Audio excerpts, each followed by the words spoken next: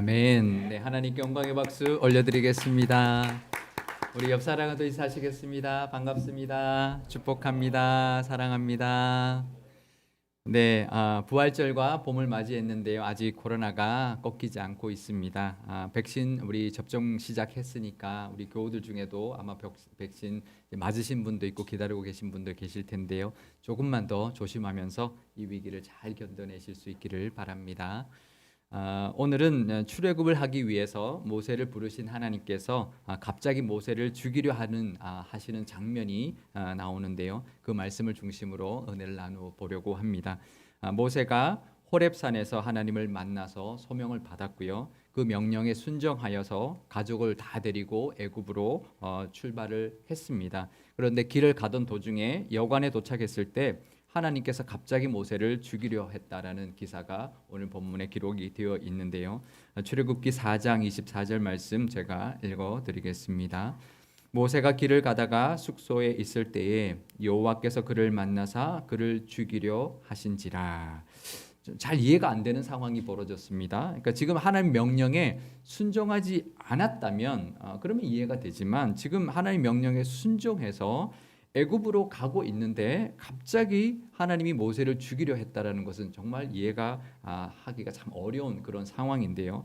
이 상황이 우리뿐만 아니라 학자들에게도 신학자들에게도 마찬가지로 잘 이해가 안 되고 해석하기가 힘든 그런 상황입니다. 그래서 학자들 사이에 의견이 되게 분분한데요.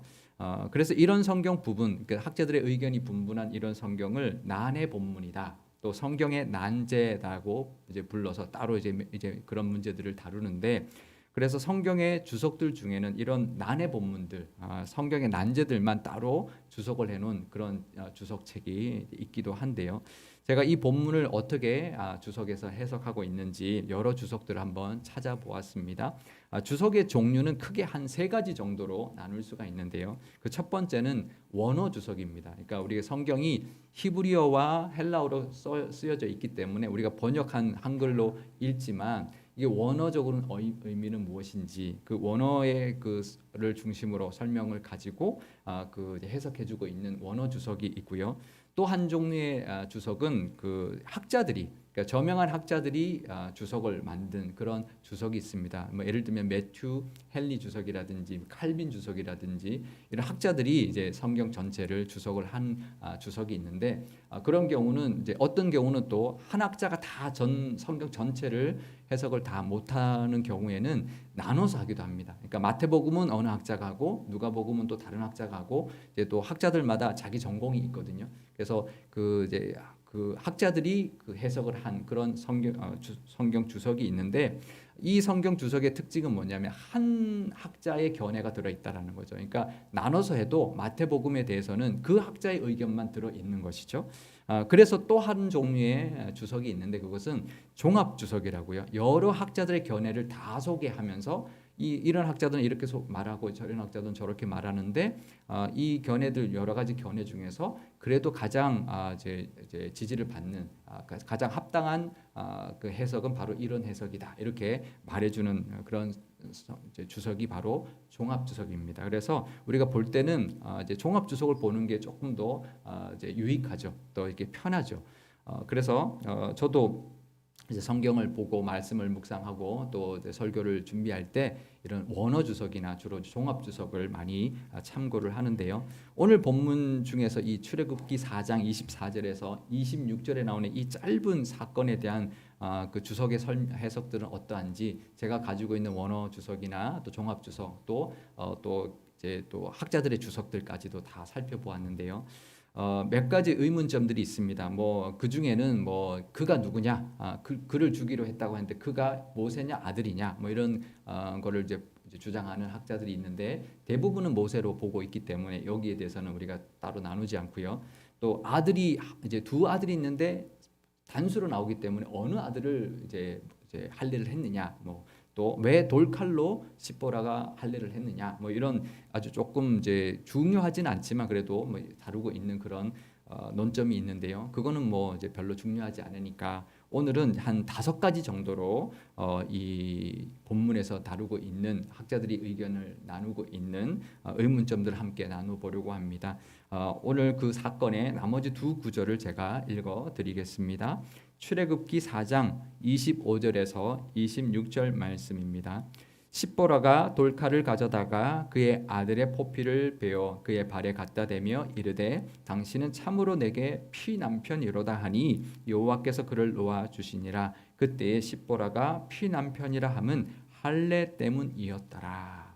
아멘. 그러니까 모세가 죽음의 위기에 처했고 그래서 아내 십보라가 그의 아들에게 할례를 행해서 모세가 다시 살아났다라는 것인데요. 여기서 이제 크게 한 5가지 의문점을 우리가 살펴볼 수가 있습니다. 그 첫 번째는 그러면 왜 하나님이 모세를 죽이려 하셨는가라는 가장 큰 문제가 있고요. 두 번째는 하나님께서 어떤 방법으로 모세를 죽이려 했을까라는 그런 의문점이 좀 있고요. 세 번째는 그러면 할례를 행할 때 보통 가장이 하게 되는데 왜 아내인 십보라가 아들의 할례를 했을까라는 의문이 들게 되고요. 또 네 번째로는 십보라가 그러면 할례를 해야 하는지 그때 어떻게 알았을까라는 문제입니다. 또 마지막으로 5번째로는 십보라가 모세에게 당신은 나의 피남편이로다라고 한 것이 무슨 의미일까? 이제 어떤 의도로 그 말을 했는가라는 그런 의문이 드는데요. 첫 번째 의문점인 하나님이 왜 모세를 죽이려 했는가라는 것은 이 사건의 최종 결론에 해당하는 의문점이기 때문에 제일 마지막에 다루도록 하고요. 그 두 번째 의문점부터 함께 나눠보려고 합니다. 하나님이 어떤 방법으로 모세를 죽이려 했을까인데요. 어떤 방법으로 죽이려 했을까요? 정말 하나님이 나타나셨을까요?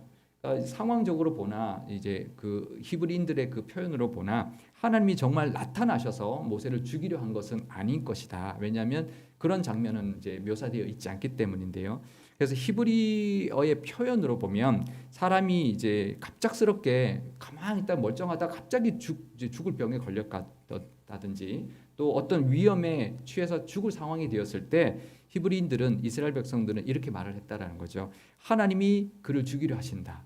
이제 이렇게 봤다라는 거죠. 그러니까 멀쩡했다가 갑자기 죽을 상황이 됐을 때는 하나님이 죽이려 하신다라고 표현을 했다라는 거죠. 그래서 모세가 갑자기 죽음 위기에 처했다라는 것은 아마 갑작스러운 어떤 갑작스러운 병에 걸려서 죽을 위기에 처했다라는 것이 가장 가능성 있는 그런 해석이다라고 볼 수 있다라는 것이고요. 그리고 이 아내 십보라가 보기에 그것은 단순한 병이 아니라 하나님이 죽이시려고 하는 그런 영적인 문제로 인한 병이다라는 것을 직감할 정도의 상황이었다라는 것을 우리가 알 수 있다라는 것입니다. 그래서 십보라가 아들에게 얼른 할례를 행했던 것인데요. 그러면 이 세 번째 의문점으로 자연스럽게 넘어가게 되는데 그러면 왜 할례를 가장인 모세가 하지 않고 아내인 십보라가 했느냐라는 것입니다. 그것은 모세 상태가 너무 심각해서 이 할례조차 행할 수 없는 그런 상황이었다라는 것이죠. 그러면 네 번째 의문점으로 넘어가게 되는데요. 그러면 모세가 사경을 헤매고 있는 그 상황에서 십보라가 이게 할례 때문이구나 그렇게 생각하고 할례를 했는데 어떻게 그걸 알았을까라는 것입니다. 이제 모세라면 알 수 있겠죠. 근데 십보라가 어떻게 알 수 있었을까라는 것인데요. 학자들의 견해로는 모세와 십보라 사이에 이미 아들의 할례 문제로 이야기를 나눈 적이 있었을 거라는 거죠. 그런데 결과적으로는 아들의 할례를 행하지 않고 있었다라는 것입니다. 모세는 분명히 유대인이 아들을 낳으면 8일 만에 생후 8일 만에 할례를 행해야 된다고 말했을 것이라는 거죠. 그런데 미디안 족속이었던 아내 십보라가 반대했을 것이고 그래서 결국 할례를 못하고 있었던 상황이었을 것이다. 결국 할례 때문에 모세가 죽음의 위기에 처했구나라는 것을 그래서 이 십보라가 깨닫게 되고 얼른 돌칼로 아들의 할례를 행했을 것이다라는 것이죠. 그리고 마지막 의문점인 그러면 그 잘라낸 아들의 그 포피를 모세 발에 갖다 대면서 당신은 참으로 내게 피남편이다라고 한 것은 무슨 의미일까인데요. 이 의문점은 학자들 간에 의견이 갈리는데 아주 정반대로 갈립니다. 첫 번째 의견은 비아냥거린 것이다. 그래, 아이고 그래, 이제 됐습니까? 내 이제 아들을 피 봤으면 됐습니까? 라고 하면서 어쩔 수 없이 십보라가 아들의 할례를 행함으로써 그래 당신 피남편입니다. 이렇게 말했다라는 관점이 있고요. 두 번째 관점은 아들의 피로 말미암아 죽을 뻔했던 남편 모세를 살려내었기 때문에 당신은 피로 산 내 남편입니다라고 했던 그런 표현이었다. 그러니까 반대죠. 하나는 비아냥거린 거, 하나는 감격의 표현이었을 것이다라고 말을 하고 있는데요. 그런데 이 피남편이라고 할 때 쓰였던 그 남편의 그 단어의 원어를 보면 그 둘 중에 어느 쪽이 더 가능성이 높은지 우리도 짐작할 수가 있는데, 보통 남편이라고 할 때 히브리어는 이시라는 단어를 씁니다. 그런데 여기에 쓰인 이 남편은 하탄이라는 단어를 썼는데요. 그것은 하탄은 새 신랑을 말할 때 쓰는 단어입니다. 결혼할 때 어제 우리 결혼하신 가정 있는데 우리 아드님 결혼했는데, 결혼할 때는 신랑 신부라 그러잖아요, 그죠? 근데 좀 결혼하고 나면 남편 아내라고 하죠. 그러니까 지금 당신은 이제 내가 피로 얻은 새 신랑이다라는 것은 다시 살아난, 내가 남편을 다시 맞이한 그런 감격의 표현이라는 거죠. 내 남편이 아니라 이제 새 신랑이다, 새로 얻었다, 이제 이런 의미라는 것이죠. 그래서 이 사건을 이런 학자들의 의견을 가지고 다시 한번 재구성을 해보면 이렇게 되는데요. 모세가 도망자의 신세로 미디안으로 갔습니다. 그래서 미디안의 제사장 이드로의 집에 살면서 그의 딸 십보라를 아내로 맞이하였고 그에게서 두 아들을 낳았는데, 모세는 하나님과 아브라함의 그 언약에 따라서 아들에게 태어난 지 8일 만에 할례를 해야 한다고 했지만 미디안 사람이었던 십보라는 갓 태어난 아기에게 칼을 댈 수 없다라고 반대했을 것이고, 또 미디안에선 할례를 아들에게 행하지 않았으니 지금 처가살이하고 있고 미디안 땅에서 유대인으로서는 혼자 살고 있는 이 모세로서는 그 십보라의 고집을 꺾을 수 없었을 것이라는 겁니다. 그런데 광야에서 그 40년 동안에는 아무 문제가 없었지만 이제 모세가 하나님의 사람으로 그 사명을 감당하기 위하여 길을 떠날 때는 문제가 달랐다라는 것이죠. 모세가 하나님과의 그 언약을 지키지 않은 것이 문제가 되었고, 그래서 갑작스런 죽음의 위기에 처하게 되었다라는 것인데, 그 이유를 알아차린 십보라가 얼른 돌칼을 가져다가 아들에게 할례를 행했고, 그 아들의 포피를 모세 발에 댐으로써 모세가 살아나게 되었고, 그래서 다시 살아난 모세에게 십보라가 당신은 피로 다시 얻은 내 새 신랑입니다라고 고백했다라는 것이 오늘 이 사건을 학자들의 견해와 여러 가지 상황을 가지고 우리가 다시 재조명해 본 그런 상황이라고 볼 수가 있는데요. 우리가 이렇게 상황을 보고 나면 이제 그런 생각이 들 겁니다. 이게 십보라 때문이네. 십보라가 때문에 이런 상황이 생겼네. 또 어떤 분은 그래도 가장이 책임이지. 가장이 그 중심을 잡고 믿음으로 내가 이 아들을 할례해야 된다라고 했어야지, 이렇게 생각하실 수도 있는데요. 이 사건의 핵심은 누구 때문의 문제가 아닙니다. 이 사건의 핵심은 하나님의 사람이 갖춰야 될 성결의 문제, 태도의 문제, 언약의 사람으로서의 갖춰야 될 모습에 대한 문제라는 거죠. 그러니까 사람의 문제가 아니라 우리의 자세의 문제, 영적인 문제라는 것입니다. 우리가 뭔가를 생각할 때 그런 생각이 들죠. 누구 때문이야? 뭐 배우자 같으면 당신 때문이야, 이렇게 생각할 수 있는데 그게 아니라는 거죠. 우리의 영적인 문제, 나의 영적인 자세의 문제, 혹시 나에게 있는 영적인 문제가 없는지를 돌아봐야 한다라는 것을 알려주는 상황이라는 것입니다. 결국 그렇게 본다면 그 첫 번째 의문점이 풀리게 되는데요. 그러니까 모세가 아무리 하나님의 명령에 순종해서 애굽으로 가고 있다 할지라도 하나님과의 그 언약을 지키지 않는 모습으로는 죽을 수도 있는 상황이라는 거죠. 아무리 하나님 일을 감당하는 그런 하나님의 사람일지라도 하나님과의 언약을 지키지 않는 모습으로 갔다가는 죽을 수도 있다라는 그런 상황이라는 것이죠. 그와 비슷한 예를 한번 성경에 또 있는데 들어보겠습니다. 다윗이 언약궤를 아비나다바의 집에서 다윗이 왕이 되고 난 다음에 그 언약궤를 다윗성으로 옮겨오려고 하는데요. 그 언약궤를 수레에 싣고 이제 소가 끌고 갔는데 소가 갑자기 날뛰어서 언약궤가 떨어질 뻔하는 사건이 발생하게 됩니다. 그때 우사가 그 언약궤를 손으로 붙잡아서 그 언약궤가 땅에 떨어지지 않았는데, 문제는 그 순간 우사는 그 자리에서 즉사하고 말았습니다. 어쩌면 그 우사는 잘했죠. 언약궤를 지켜냈죠. 그런데 아무리 언약궤를 지켜냈다 할지라도 언약궤를 만진 사람, 그 거룩하신 언약궤를 손에 댄 사람은 살아있을 수가 없었던 것입니다. 그 사건도 어쩌면 좀 이해가 잘 안 되죠. 그죠? 그것도 이해가 안 됩니다. 그러면 이 사건은 어떨까요? 아론의 두 아들 성막을 만들고 아론과 그 아들 그 가족으로 제사장을 삼아서 하나님 앞에 제사를 드리게 했는데요. 그 두 아들 나답과 아비후가 성소에서 분향을 하다가 갑자기 죽는 사건이 벌어졌습니다. 그 이유가 뭐냐면 하나님이 정하신 불이 아닌 다른 불을 가지고 그 불을 향로에 담아서 성소에 들어가서 향을 지폈기 때문입니다.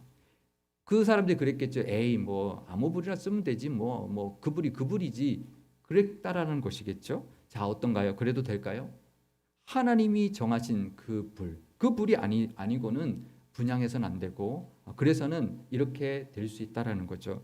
하나님이 그것을 용납할 수 없었던 것입니다. 아무리 제사장의 역할을 감당할지라도 하나님이 정하신 그 거룩에 합당한 모습, 합당한 방법으로 제사와 분향과 하나님께 드려야 했다라는 것이죠.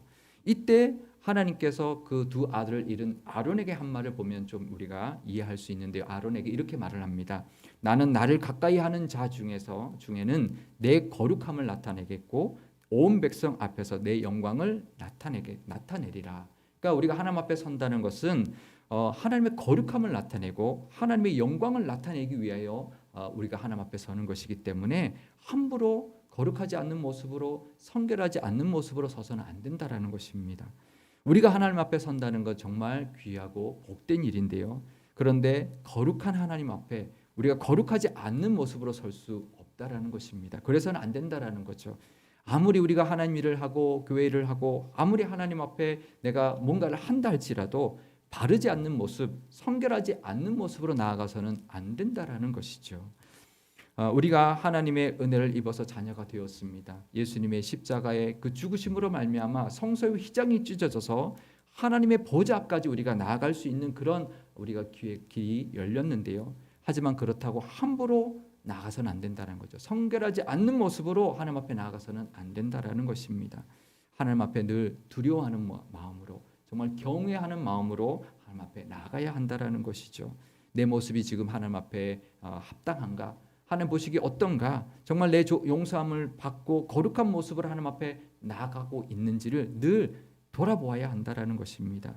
모세는 한 가정의 가장이었을 때는 괜찮았는데 그것을 넘어서 이제 하나님의 명령을 받고 이스라엘 민족을 구원할 그런 지도자로 하나님께 소명을 받고 길을 떠나는 그런 길이었습니다.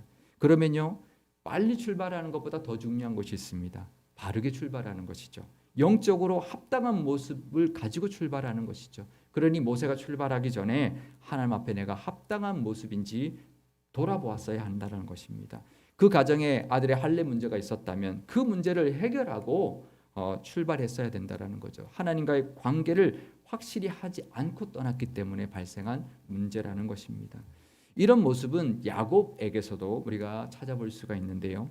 야곱이 밧단 아람에서 가나안으로 돌아왔습니다. 에서의 문제까지 모든 문제를 하나님이 다 해결해 주었는데 갑자기 세겜 땅에서 딸 디나가 욕을 당하게 됩니다. 그리고 그의 아들들이 세겜 사람들에게 너희들이 할례를 해야 우리 누이 디나와 결혼하게 해주겠다라고 속여서 세겜 사람들에게 할례를 하게 하고 그 할례하고 있는 동안 다 죽여버렸습니다. 그 상황은 주변 사람들로 하여금 보복으로 이 야곱의 온 가족이 몰살당할 수 있는 그런 사건이 벌어진 것입니다. 그 갑작스러운 죽음의 위기 앞에 야곱이 뭐라고 말하냐면 가족들에게 이렇게 말을 합니다. 너희 중에 있는 이방 신상을 다 버리고 정결하게 하고는 베델로 올라가 하나님께 제사를 드리자. 이렇게 말을 했다라는 거죠. 그러니까 지금 야곱의 가족이 하나님의 약속하신 땅으로 돌아오는데 이방 신상을 가지고 돌아왔다라는 거예요. 그리고 그것을 야곱도 알았다라는 거예요. 어찌 이방 신상을 들고 하나님의 약속의 땅으로 들어와서 하나님의 복을 누리겠다 생각했을까라는 것입니다. 말이 안 되는 거죠. 어떻게 그 모습으로 하나님 앞에서 평탄한 삶, 하나님의 복을 누리는 삶을 살 수가 있겠습니까? 하나님의 은혜를 누리려면 우리가 먼저 정결해야 합니다. 그런데요, 우리가 그러면 정결하려면 어떻게 해야 될까? 우리가 너무 범위가 크죠. 그러면 하나님 앞에 그럼 어떻게 나가야 되지? 그런데 오늘 이 사건들의 공통점이 있습니다. 모세에게도 있었고 야곱에게도 있었던 공통점이 뭐냐면 자신들이 그 문제를 알았다라는 거예요. 내가 알고 있는 문제. 그러니까 하나님이 지금 우리에게 모든 걸 요구하시는 게 아니고요. 지금 딱 떠오르는 나만의 문제, 나의 영적인 문제가 분명히 있을 겁니다. 하나님 그 문제를 내려놓고 그 문제를 해결받아야 하나님의 은혜를 누릴 수 있다라는 것이죠.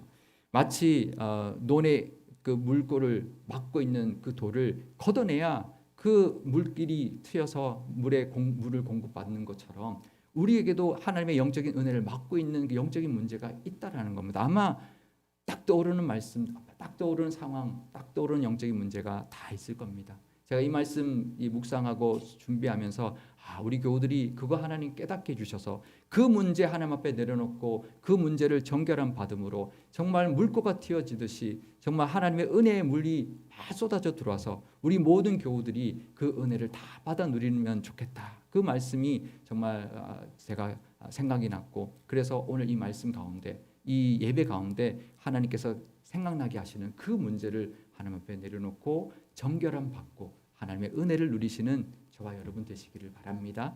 우리 교회가 될 수 있기를 바랍니다.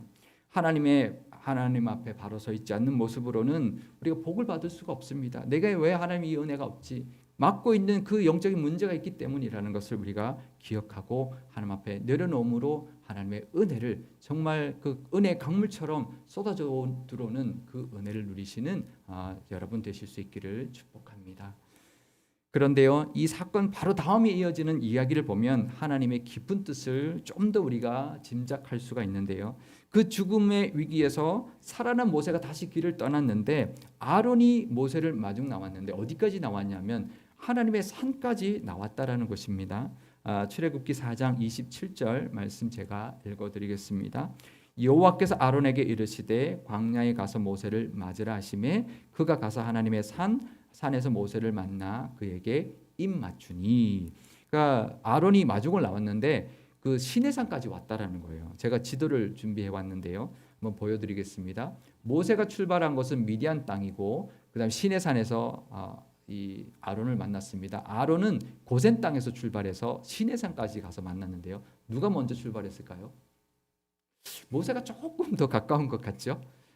근데 이제 뭐 비슷할 수 있다. 이제 거의 비슷한 중간 위치다. 이렇게 우리가 이제 본다면 그러면 최소한 모세가 여관에서 죽을 병이 걸렸을 때는 아론이 어땠을까요?